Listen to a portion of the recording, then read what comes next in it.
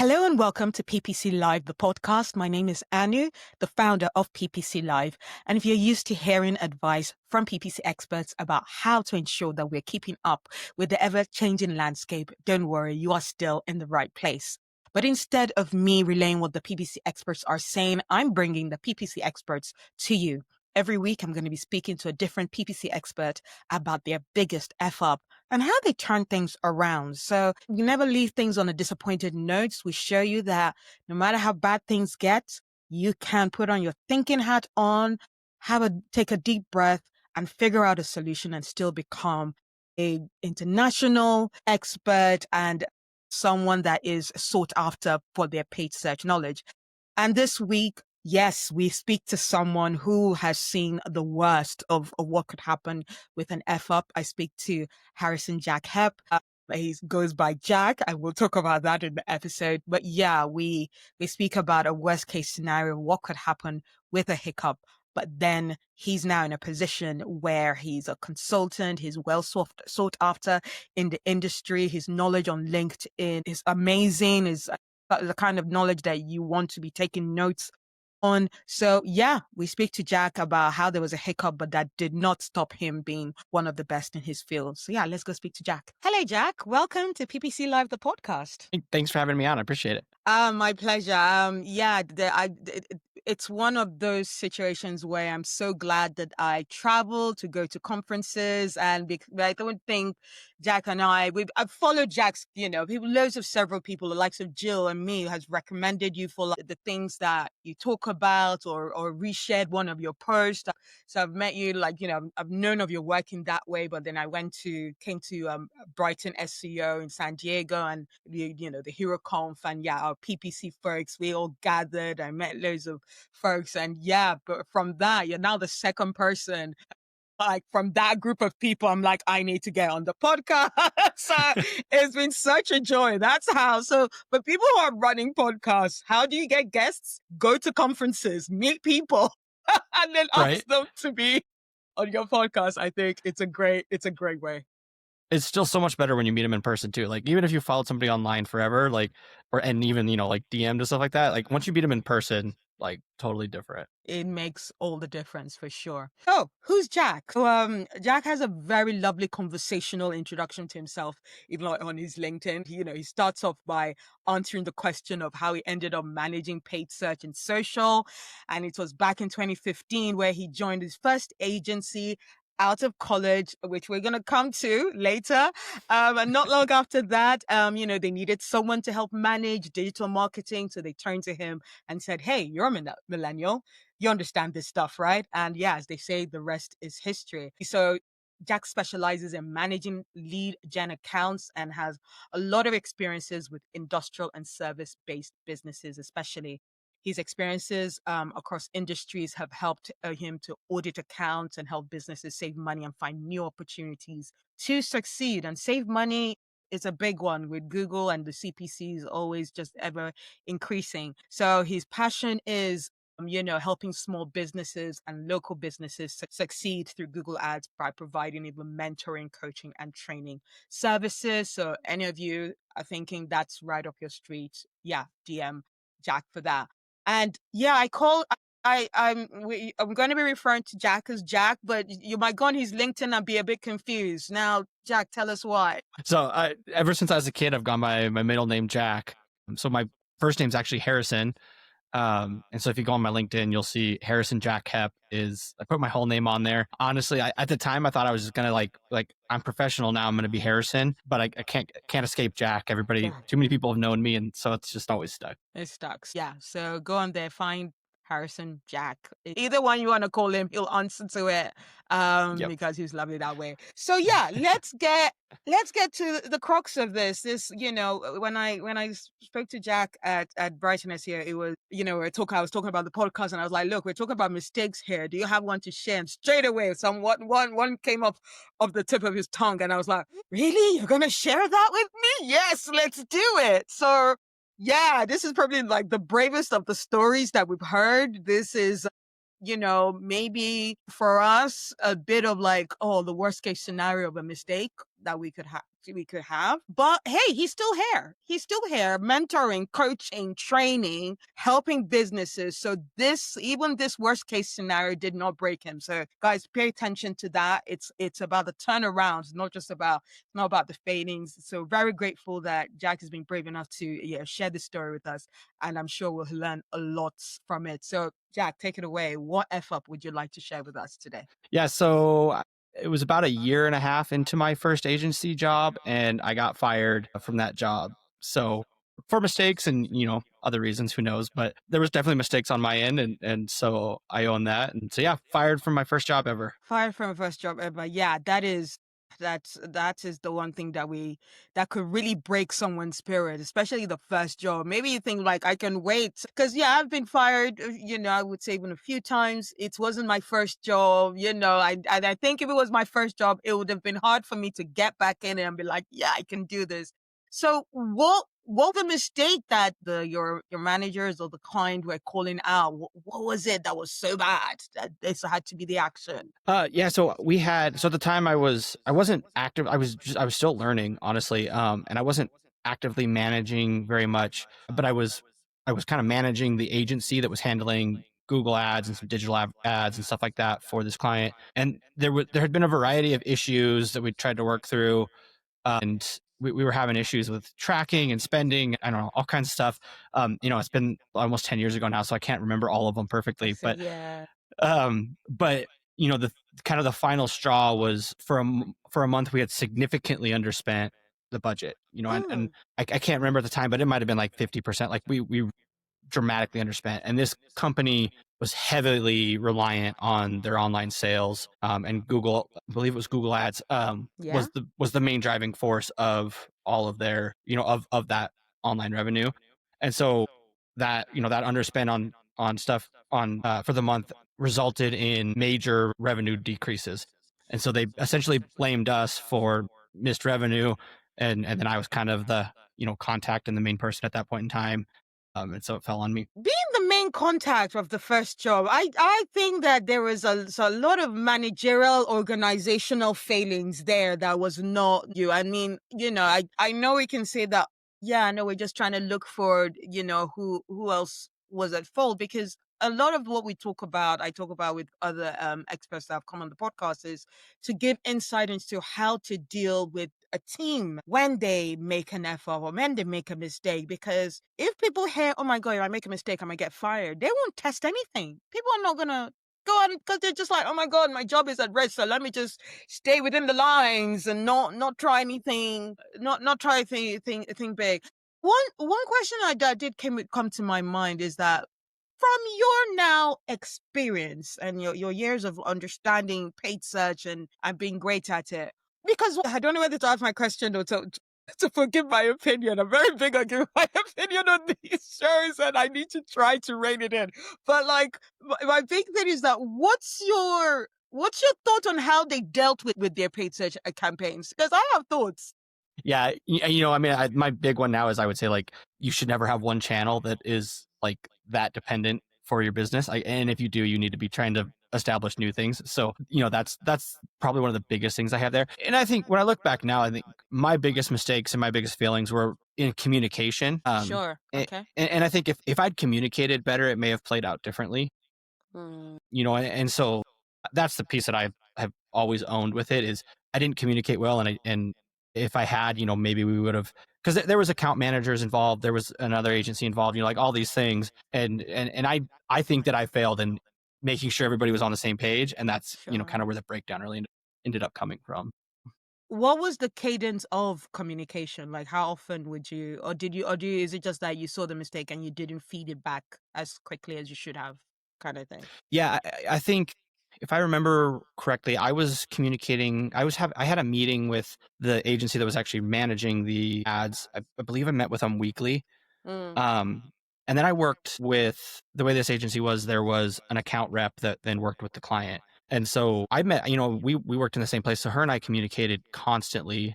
And I think from my end, like I was so new, I was fresh out of college, really. I didn't know that much about digital marketing. And I think that I was afraid of, like, communicate. Like the agency was communicating with me that, like, here's the reasons why things are behind, blah, blah, blah. And I don't think that I took that communication and gave it to the account rep well. And I think that Right. there was breakdowns to the end client too that, wasn't necessarily mine to own, but there was definitely like a fear on my end. Like, I don't want to like say like, this is happening, this is a mistake. And it kind of compounded from there, Yeah. and so like, I think that's was the biggest thing there. Genuinely, honestly, it just sounds like you weren't managed well because that, first job, there's a lot of things that you're just not sure whether this is the information you give and when you give it. Even till now, there are people who do the whole, oh, sales rep, what should we tell the sales rep? Whether they speak to the sales rep is even like another thing. Some marketers, they don't. So yeah, it's such a weird scenario. And honestly, I think for those listening, even for me, hearing that, okay, that's how that went about. I feel that agency had issues. That doesn't. I was going to go. That doesn't count as a mistake. Like, can we get another one? But like seriously, because yeah, they just decided you're a millennial. Let's give you a paid search to run on, and not no. How much training did you get? Do you feel? There was none. Like, see, when I was hired with that agency, I was essentially like a project manager, I guess is what I would call it. Yeah. Like for the first about year that I worked there, that's what I was. And then towards the end of my first year, and then up until I was fired, they were looking for somebody to do digital, and I had kind of dabbled with things and was like trying to learn on my own and stuff. And but it was very much kind of like, you've kind of done some of this stuff, like you're young and you know how this works and stuff. And so like that's I actually first, like, I was managing Facebook campaigns on my own at that time. Okay. And this would have been 2015, so very different, Yes. time for managing Facebook. But I didn't have any experience with search, with Google Ads or anything at that time. And which is why we had another agency involved running those Mm. things. Mm. But there was definitely an aspect of I didn't know what I didn't know. And I think that led to some of the Yep. breakdowns. Yep. Absolutely. Absolutely. And what was your relationship like with your manager, would you say? I thought it was good. I had gotten an excellent 1 year review. Okay. Had gotten a raise. And so I thought everything was good at that time. Mm. And it kind of started to break down from there. It seemed like I couldn't do anything right, which at the time was very much like, what? Why am I making so much mistakes? Looking back now, like, I think some of these mistakes were blown out of proportion for Mm. whatever reason it may be. And so yeah, it definitely deteriorated at that point. Yeah, yeah, absolutely. And let's go back to even a point that, you made and I made at the beginning of the podcast. So right now, looking back, happy or not that you're still at that agency? Yeah. Yeah, looking back, I'm glad. I wish it would have worked out a little differently, but it all worked out really well, and I'm very happy with where things went from there. And at the time, it felt like this devastating end to my career that hadn't even started.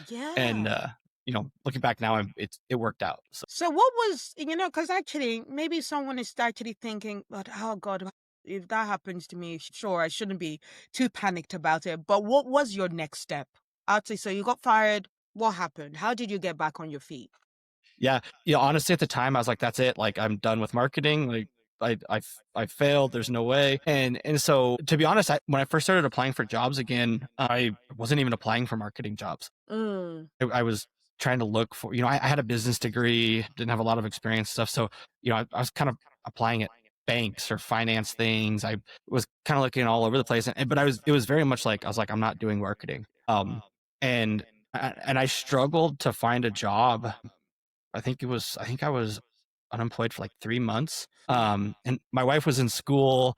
We were like fairly new, like we'd only been married a year or two. So like it was kind of It was rough. hard, yeah. Yeah. And then ultimately my network came through for me. I randomly got a call from a different agency in town, and they were looking for somebody to handle digital. They knew I had some experience and wanted me to interview. And at the time I was like, they were like, we found your information online. Like, we just want you to come interview. And I was like, okay. Come to find out later, somebody within my network knew somebody at this agency and reached out, was like, you really need to talk to him. Like, he's great. Like, don't look at his history. That's not representative. Yeah. And so, because even at the time, I interviewed for like a sales job at a TV station to like sell Ah, digital. okay. You wouldn't even have been managing it. It was, small Yeah. business sales. And I had one interview that went well, had a second interview, and then and part of that second interview, they asked like, "Hey, what happened at your last job?" and like, "Why haven't you been working?" and stuff. And I tried to explain it as well as I could, and I tried to take some ownership in it too. And I think that there was other things, but then that was it. Never heard from him again. Yeah. And so like I just was like, this is it. And my network came through for me and got me into a new job, and then I was able to build from there. So Amazing. Yay for networks. I am big on this whole when everybody tells me like, should I get involved? I was like, join one of the Slacks, join like a PSA or PPC chat or something like and even that's 2015. I think now more than ever, getting a job is so hard. It can be so hard. And it's such a like a strength to just have a network of people. And sometimes it's not even about even going on LinkedIn anymore or going to on an Indeed or Read or all these sites. It's literally about going onto one of those like, communities that we always chat about stuff and say, hey guys, I'm looking for something now. I've got like time for some clients. If anyone's got something, you always get a response. There's always it happens in the SEO community. It's really happening a lot more in the PPC community. So guys, that's a big takeaway. Build that network of folks. Even if you're thinking, I'm satisfied with my job right now. Great.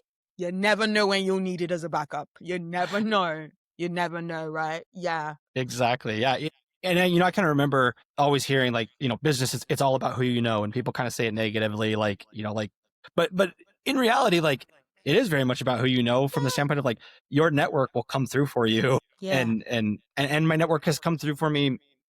I think every job, honestly, that I've gotten in my career has been through my network in Yeah. one way or another. Somebody Yeah. vouched for me, or those sorts of things, and so it plays a big part. Yeah, it's the new format of, I don't know if you had this in the US, in the UK, if you had in your CV, need to put your references.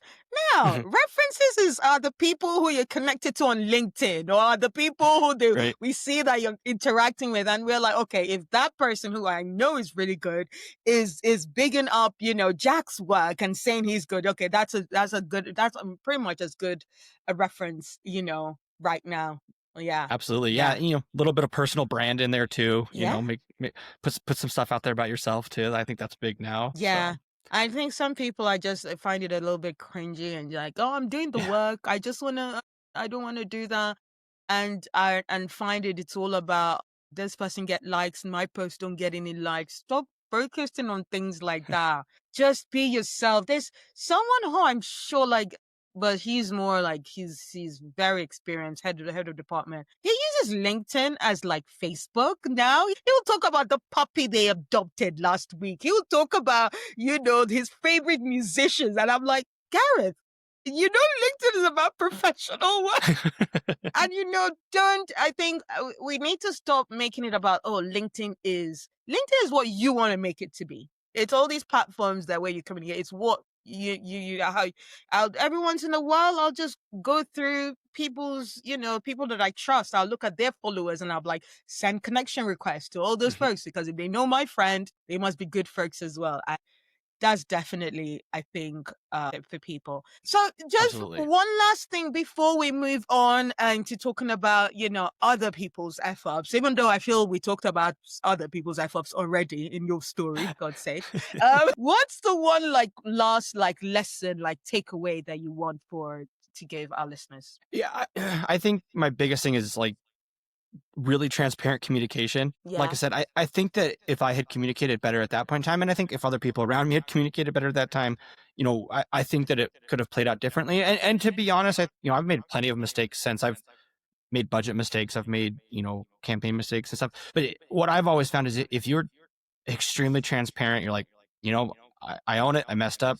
Here's how I can fix it. I think people for the most part are very responsive to that. And so I think that's been something that I've always tried to take away from it and tried to bring in, into every job I've gone in, is just, you got it. Whether it stinks, nobody wants to admit they made a mistake, and nobody wants to, tell somebody. But if when you're transparent about your mistakes and you communicate with people, somebody else can help. They have experiences, they've done things, they know ways we can fix it. And, we've all set the budget to $1,000 a day instead of $100 a day at some point in our career. And so Yeah. if you go to somebody else, you're like, I blew it. I did this. You're more than likely you're going to be met with like, yep, I've done it. Here's how we can fix it. Let's, and so that's I think my biggest takeaway is just try to be transparent and communicate as much as possible with your mistakes and find a way to work through them. Absolutely. And like an example of the wrong daily budget is the fact that I have set a campaign that was bidding on competitive terms. Competitive terms. And you know how expensive they're gonna be anyway. I put this cost per click to be £20 or like dollars instead of 0.20. And oh my God, the budget blew. The thing is that as well, I had handed in my notice, like I was leaving. And so they were like, so you're leaving, so you just don't care anymore. Right. It was an honest mistake. Yeah. God, it was funny. And the thing is that I think that kind of client was underspending. So they were like, oh, wow, we've actually spent our daily budget today. So good.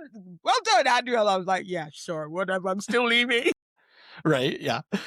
What's funny, the job I went to after, I think it was within my first like 3 months at that new job, I made the budget mistake and I blew a month and a half of a client's budget in a week. Wow. And so of course at that point in time, I'm like, I'm done. Like I'm going to get fired again. Like this is like, I already blew it. And, I went to my manager at that time, was like, I screwed up. This happened. We talked to the client and they're like, yeah, no worries. Like, let's just repace things. We'll do things a little different. We can spend a little extra, and it, worked out. And, nice. And I haven't made that mistake since, thankfully. Absolutely. But I also very closely monitor it to make sure. So like that, but that I think reinforced to me too. Like if you're transparent and you communicate and you say like, I blew it, like let's find a way to fix it. I think you can work through a lot of mistakes that way. Absolutely. I love it. All right, let's shift the spotlight. Thank you so much for that brave story. I'm sorry to have you recount it. But I know actually a little bit when I was thinking about this, I was thinking about this question. I was like, okay, it's going to be the part of the conversation where we talk about F-ups that we see in terms of how people use AI. But I also want to tie it with your story, because I feel some folks might think, oh, well, if we're in the era of AI, it's a lot easier to just pick up paid search, and I actually probably think more companies do that, of like, okay, we'll just get someone that's young enough and just, don't know how to use AI, give them an account. Is that good or a bad thing? My story is a caution tale, right? Like, yeah. You don't know what you don't know. And I think that was one of the biggest things for me. And I think that's, again, one of those, the same thing now. Like, I do think in a lot of ways, like it's easier to pick up things now with AI. I think it's easier than ever to set up accounts and run accounts. Yeah. I think it's harder than ever to run them extremely well and get above average results. Mm-hmm. I think so. I think that's kind of the biggest thing you run into. You may hire somebody that's really cheap and uses AI or young or whatever it is, and the results might be fine. But you might hire somebody with 15 years experience and the results could be great. Great. And, and I think that's, again, it's, you just don't know what you don't know. And until you figure those things out, you don't know where to go next. Yeah, absolutely. One thing I've been really adamant about saying more recently is the fact that even with AI, it's the experts that need to be behind those wheels. It's the people who actually know the basics of paid search. We still need to be teaching people the basics of paid search, basics of marketing, basics of it's all about the customer. And then once you build that maturity of actually really understanding that, put that person in front of an AI, put an expert in front of an AI, and you'll get the best results, instead of just putting, a junior thinking AI will, AI will help them, do the good job. So as you said, it'll be average. And that's a very fair point too, that people should listen to, especially anyone that's a client. Listen, if you want average results, sure, get anyone to use AI. But if you want above average, get an expert. That will never not be true. Yeah. That experience plays in at some point. So. Yeah, exactly. It absolutely plays in. And so okay, let's do the question I ask everyone. What's a big F up that you think people are, that you've seen people do with AI and how they use AI? I think honestly taking the human out of it is, and it seems like I'm seeing it more, I think too. I think early on people were very yeah, like AI is fine, but we have to have the human side to it. And I think more and more like you're getting a lot of people that are like, no, AI is good now. And in a lot of ways, obviously it's continues to improve and it will continue to improve. But I think more and more people are like comfortable taking the human side out of it and just being like, okay, let the machine go, let the AI go. And I think that's you start to see mistakes. Like I've seen accounts with like obvious AI ads in it and stuff, and you get ad copy that just doesn't make sense or doesn't fit right because there was no human in there to like look through Yeah. and be like, wait, time out, something's weird here. Yeah. And so I think that that's a big one. And I think I see it happening more and more too. Oh, okay. Taking the human out and more of it being done. That is that is disappointing because I feel like a lot of what we actually talk about is like put the human. A lot of like the big influencers that I enjoy following, like even the likes of Fred Valles, who is big on Mhm. like the whole AI and automation, and he's very talks a lot about vibe coding. Would still argue for like, yeah, take things a bit slower, figure things out. I think we're throwing around the phrase of anyone can. Mhm. Anyone can do this. I'm like, not anyone can. Like anyone can do an okay job and a job that will, for customers that you don't necessarily care about. But I think we're gonna really start seeing the differences between brands that care about their customers and brands that don't and just are just in it for the Mhm. money.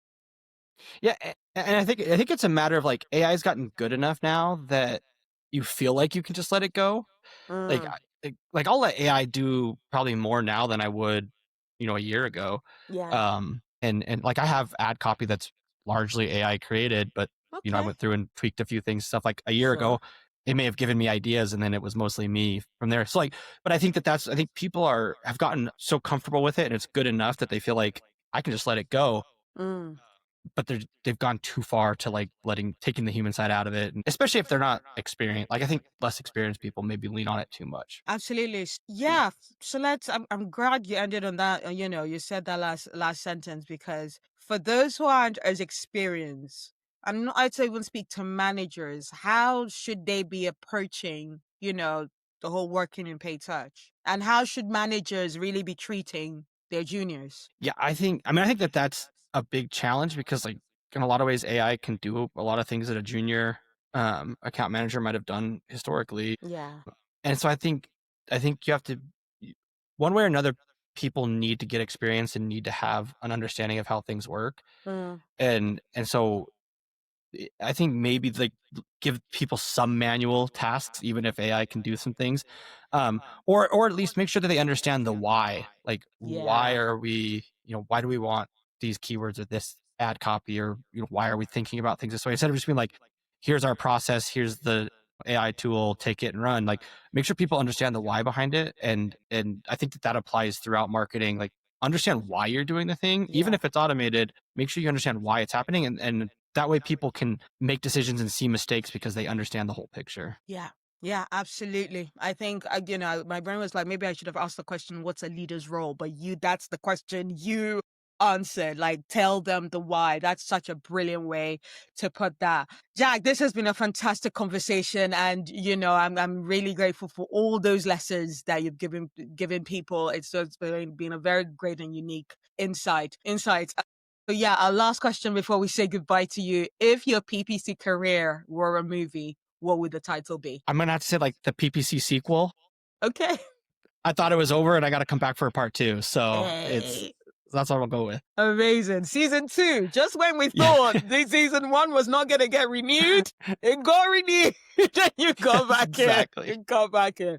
Well, I'm really grateful that you got back in. Clearly from, all what people say about you, your comments, your insights that you give, you're definitely one of those that we should be hearing more of about what's going on in terms of like, paid search and such. But yeah, before we leave you, like where can people find you with for all your interesting thoughts that you share? And thanks again for having me on. For one, I LinkedIn is probably where I'm most active. Like that's Yeah. gonna be the best place. And you might find some stuff on my website now and then, but LinkedIn's probably the best place. LinkedIn's the best. Fantastic. Well, thank you so much for that, Jack. And yeah, thank you to our listeners for keeping up with us today. Thank you so much, Jack, for sharing that very honest and raw and transparent experience. I mean, Like, yeah, that is something that I'm sure was probably quite hard to have to recount, where you think to yourself that your first job ever role in paid search, the yeah, your manager was like, "Yep, you're not good enough," and you can say, I love the honest journey that Jack took us on how he honestly thought maybe I should quit marketing, which is a natural thing to think about, but thankfully he had his network. He had his network on his side and they came through for him. And yeah, he's where he is today. So yeah, whoever what that friend was, thank you.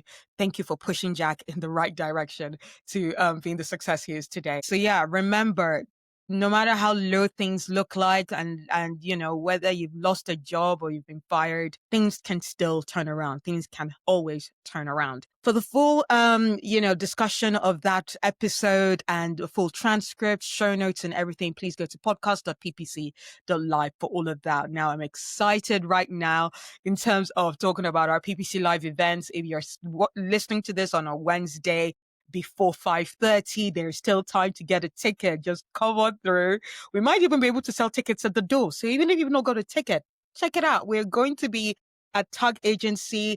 Yeah, Google their address. Their full address is like number 1 Learned Circus. I don't know the postcode, but go and Google and they'll be able to give you the address for that one. It's going to be a fantastic event. We've got loads of people coming through. Very grateful for Tug Agency, for Swido, for ClickTech for helping to make this event happen. There are fantastic support and sponsors. But yeah, if you want to come around and you know, get a £49 ticket for 3 fantastic talks about A/B testing, you know, how PPC works in the ecosystem and how it's so important, about the future of search. We're going to have a fantastic panel discussion about what have been our favorite updates of this year. What are we planning for next year? What your predictions are for trends for next year? We'll be having those kind of discussions tomorrow evening because I'm recording this on a Tuesday or this evening if you're listening to this on a Wednesday. So we'd love for you to join us and to check that out. If you're watching or listening to this after Wednesday, 22nd of October,